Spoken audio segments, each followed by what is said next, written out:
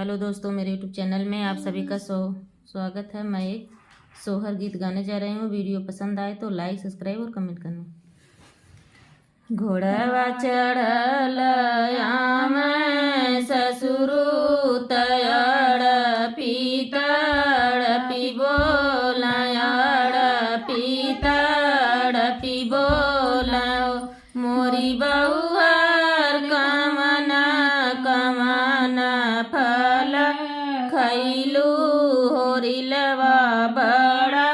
सुंदर हो बड़ा सुंदर हो मोरी बहुआर कमना कमना फल खैलू होरिलवा बड़ा सुंदर हो आम फल खैलिया मिली फल यावरो नारियल फल हो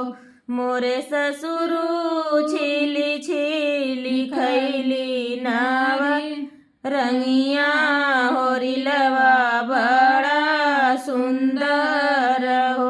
मोरे ससुरु छिली छिली खैली नाव रंगिया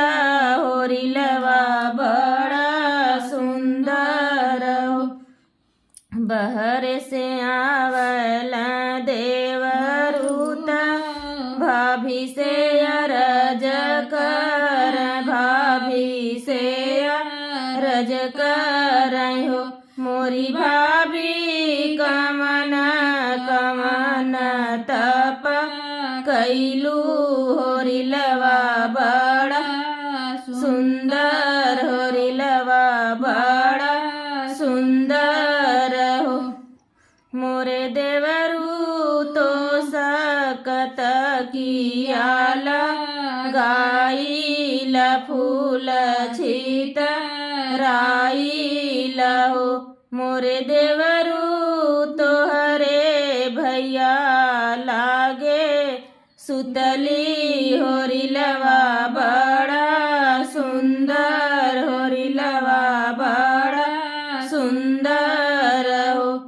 घोड़वा चढ़ल आम सैया तधाना से रज कर धाना से रज कर हो मोरी धनिया कमन कमन धाम कैलू होरिलवा बड़ा सुंदर होरिलवा बड़ा सुंदर हो मोरे प्रभु गंगा नहाइली सूरुज माथनावली सूरुज